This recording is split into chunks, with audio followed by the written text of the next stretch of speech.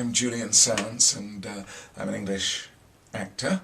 I'm an enthusiast for all things to do with wine, including the poetry. But there's a lot of poetry which relates to wine, from authors as varied as Ovid and to Keats, even to Harold Pinter. Okay.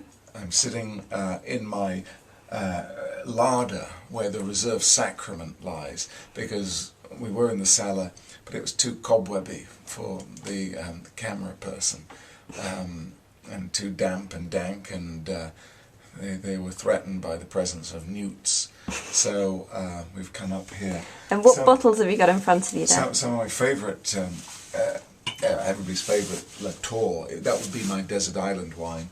Aubryon. What vintage of Latour is it? This is 95, so it's still cooking, you know.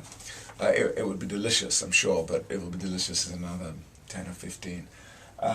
The Aubryon is 96 in Magnum, and the Pichon is 89 in Magnum, which I've had, and it's delicious. But one of my real favourites is this little treasure. It was this is the very last of a case I had of Chateau Bastor La Montagne. It's a Sauterne. This is 1970. Look at that gorgeous, gorgeous colour, and it's such a treat to open this. It's as good as Chateau. I say Yquem, people say Decem because it's written that way, but I gather the people who live at Chateau Yquem say Chateau Yquem. Okay. It reminds me of the old Cambridge apostles poem. They fed him on peaches and Chateau Yquem, and in no time at all he became one of them.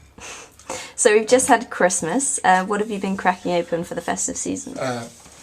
Christmas morning opened a magnum of Dom Perignon, 1990, in anticipation of festive first footers who would come round.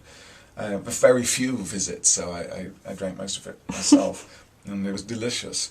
You know, the old monk, he did the world proud when he made his discoveries and created his potions. I think, you know, the thing about champagne, I like it when it's at the point that most other people will reject it, when it's almost flat, when it's the colour of brown or amber ale, when it has the sort of the density of rather questionable samples. But why do you like it when it's like that? I don't know. It just has such a sort of the mushrooms, the trace effervescence, the ghostliness of it. I love old champagne.